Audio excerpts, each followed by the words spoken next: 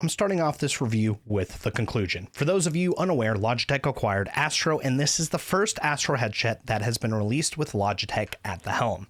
In my opinion, the recent offerings such as the Logitech G335, G535, and Logitech G735, among others, have been subpar in sound, quality, comfort, ease of use, and filled with issues, making it seem like they are focused instead on making the best looking headset and willing to sacrifice everything else in that pursuit, which isn't a direction I'm personally a fan of. Thankfully, this is one of the best I've tried from the recent stock, but still falls short in a lot of areas, so I don't think we are out of the woods yet. I find the sound quality to be above average, being solid/great, comfort is solid/great, microphone is adequate/good, versatility is excellent, ease of operation is confusing, making it poor/adequate, and there are a lot of issues that need to be ironed out, assuming you can even update the firmware. Looking holistically, the price is reasonable, but the fierce competition at this price point leaves me on the fence on whether to recommend it or not.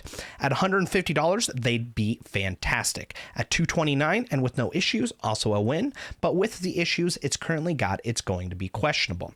Where I'd recommend waiting for the SteelSeries Arctis Nova Pro wireless going on sale for $250 and buying those instead. They might not look nearly as sleek, but man, they are excellent. Yes, I just said a SteelSeries product is better. I know I'm a bit ashamed of myself as well because I'm usually highly critical on SteelSeries, but with that said, I still think this is one of the better offerings on the market. Let me explain why. Just for fair warning, I did get this headset in exchange for an unbiased review on BestBuy.com. This will not bias my opinion in any way, but for full disclaimer, check the description down below. Why this over others? Starting off with some of the reasons that makes this more attractive than some of the others on the market. Well, first, it's an attractive headset. I mean, just look at it. If you're shallow and that's all you care about, it's an easy decision. The main selling point outside of the looks is that you are able to connect the 3 audio sources at a time and adjust the volume of each for ideal mixing. These 3 sources are the USB-A wireless transmitter, Bluetooth, and last we're going old school with a wired 3.5 connection via aux cable. Aw yeah, which makes it highly versatile. Most other wireless headsets now also offer a wireless dongle, Bluetooth, and wired connection as well, but they don't allow you to have everything playing at once, giving this guy a slight leg up. But unfortunately, this isn't issue free, which I'll get to here in a bit. For those on the go gamers, this headset is designed to be your one-stop shop for everything, as it works great for gaming, music, media, and is made to be portable, as it also comes with a hard shell case, which protects this headset while traveling, along with having a spot for the USB-A to USB-C charging cord, white 4-pole 3.5mm to 3.5mm cord, a USB-A dongle, and detachable microphone, which is everything included in the box. It has 2 microphones, one being the actual microphone that you're used to seeing on a headset, along with another one that is active, that is plugged in with is like your typical Bluetooth headset, which is pretty awesome. More on the microphone in a bit. For those console gamers, you're going to want to listen up, as adjusting game/voice balance, presets, custom EQ, and volume are all controlled through the Logitech G app on your cell phone over software on a PC, meaning not only do you get your cake, you finally get to eat it too. How terribly exciting for you. Again, there are some issues with the app that we will get into later, as life wouldn't be any fun without some conflict. A great way to support this channel if you're enjoying this review is to purchase a membership. They start at $1 and really help me buy the next product that I'm going to review.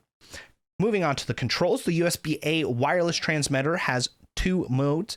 You switch modes by pressing the button on the dongle, which will turn white for PC and green for Xbox.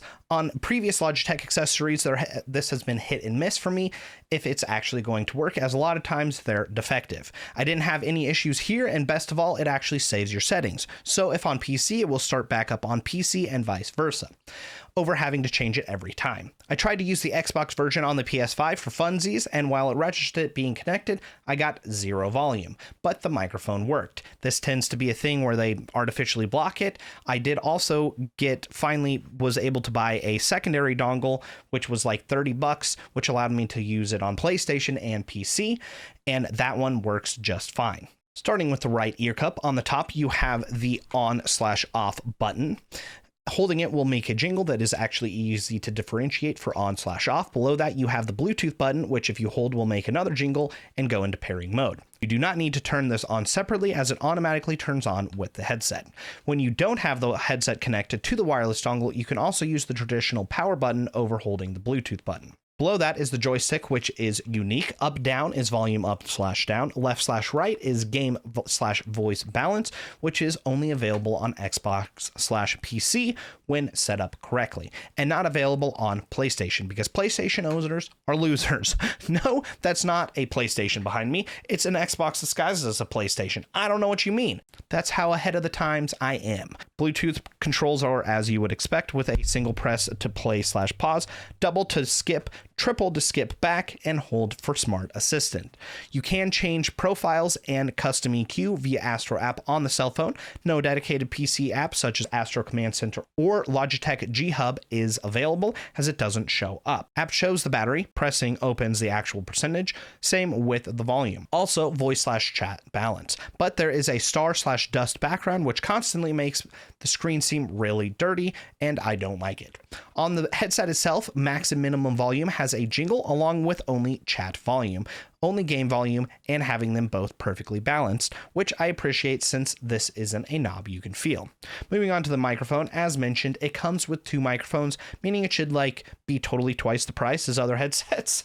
I mean, clearly that's logical. The first is your traditional style. The second is the traditional Bluetooth style. This is a quick test of what this microphone sounds like when it actually has the microphone attached. Me looking at Adobe Audition right now doing this recording makes me think that I'm probably going to have to boost it quite a bit because it doesn't seem like it's very loud. So we are going to switch over to without a microphone right now. Okay, I've pulled that microphone straight out of the socket. It is no longer attached to the headset. This is just the basic microphones that are on the outside of the device, which I think is kind of weird because it is dramatically louder looking at the chart here on Adobe Audition, where I'm going to have to boost this maybe a quarter as much as I will have to boost the other one so that they are the same volume, which I find to be absolutely astonishing. But again, I think this one sounds a little bit better than with the microphone, which is super odd. On top of that, though, it does pick up a lot more background noise, which you're not getting because I'm recording in a very quiet environment.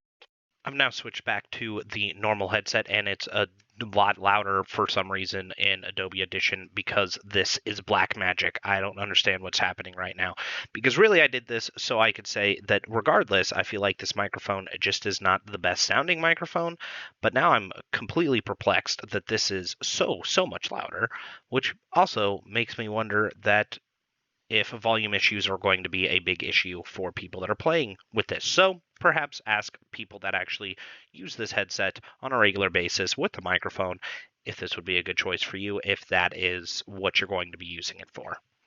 Because I honestly don't know, and I don't ever use headset microphones. But it definitely comes across as nasally and kind of congested and compressed, but still has some bass presence, which is very interesting. The mids seem like they're kind of non-existent, and the highs are not super there either.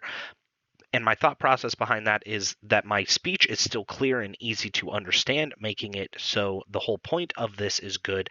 It just might kind of, destroy your eardrums. Ironically, I find not using the microphone gives you a better overall sound, but also allows for more room sound to come through. I also find it to be solid, but nothing amazing or mind-blowing. Next, we have the build quality. It is solid. It feels like an Astro headset, which means it can come across as a bit cheap, but it's likely better put together than you may think. I'm also sure there will be plenty of people breaking them with their tough love, as it's almost exclusively plastic, which is concerning for those who like to get wild with their peripherals. I didn't notice any creaking, and the joints are stiff and hold in place when moved, which is really nice. It also feels lightweight and I'm able to wear it for 8 to 12 hours at a time without any issues. As for comfort, this headset looks super comfortable, but it's not the most comfortable headset that I've tried. It's not bad by any means, but the clamping force is on the tight side. This is a positive for me as it creates a nice seal, but I did notice that it loosened up quite dramatically over time. It is kind of a hybrid open/close back headset, which most Astros are. It will limit a lot of the room noise automatically due to the driver, along with the soft leather like ear cups, so you get some passive noise cancellation. This also makes my ears sweat, which usually isn't an issue that may be bothersome for some users. The ear cups themselves are large on both depth and size wise, so they should fit nearly all ears comfortably. But the memory foam, while being nice and soft, isn't as malleable as some others, which again is a positive and negative, as it can come across as a bit stiff, which can be uncomfortable at first, but it holds its shape over time, over just giving and like getting all soft. So it actually is more comfortable the longer you wear it. The actual adjustability isn't bad either, seeing as you can adjust it up and down, but there isn't a whole lot of movement there. And then you can also move it anteriorly just a little bit and then a lot posteriorly, which allows you to put them around your neck and be perfectly comfortable. I was also able to wear it just with one ear cup, just in case you want to hear the sound that's going on around you. Top headband may be an issue for some, as I do struggle with this personally with some headsets, as the padding is small and there's not very much of it, and it's mostly filled with air. But due to the clamping force, that pressure is mostly on my ears over the top of my head, which is a good thing, as I think if it had more pressure on the top of my head, it would probably cause it to hurt. The pressure and padding is soft enough that I don't notice any temple or head discomfort, though, so it is a good balance. Moving on to the sound, I honestly really like the sound of these. They had above average directional sound / imaging, meaning when gaming I can tell where somebody is located, left, right, front, back, but not with exact precision, as in I know somebody is right there. I have a hard time with how close or how far somebody is. I'm easily able to differentiate between different sounds when a lot is going on and pick up nuanced sounds that is usually imperceptible on other headsets. Depending on the game, footsteps were noticeable. Highs are very crisp and can almost come across as shouty / harsh. Mid can be a bit recessed, making voices sound a bit artificial, but not like horribly so. Lows are also a bit above average, making explosions, gunshots sound good. Overall mixing was balanced, where one frequency doesn't completely overbear the other. There are a great example for single player, multiplayer, media, and music, which is rare, as usually a headset is good at one or two of those things instead of all four, making them very versatile.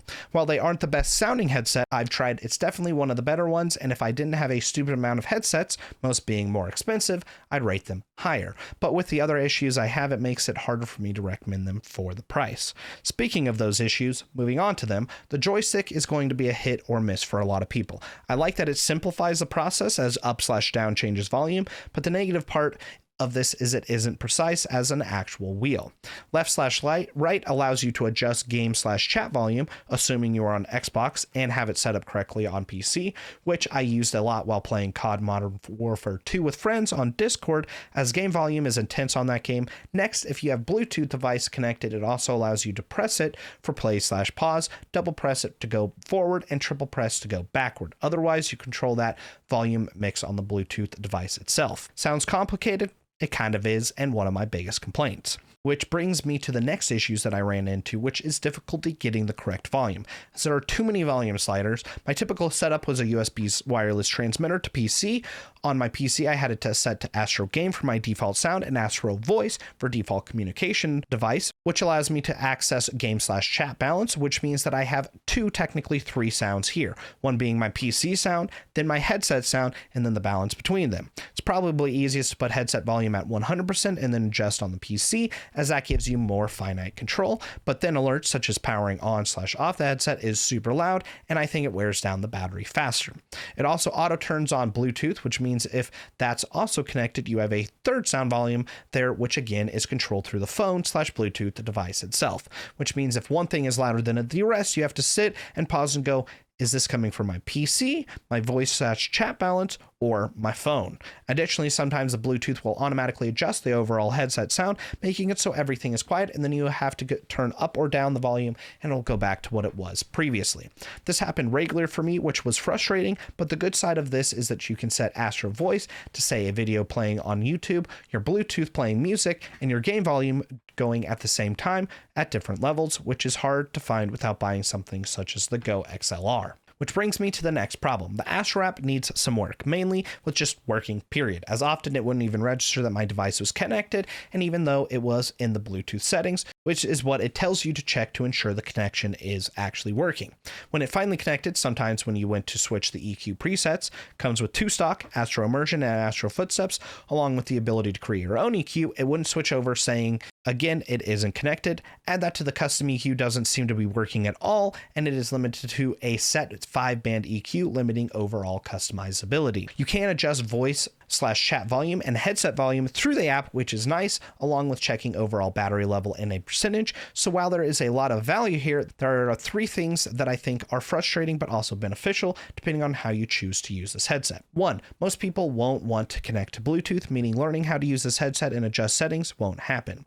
2, if gaming on PC, having a dedicated PC app such as Astro Command Center or Logitech G Hub would be better and easier to navigate.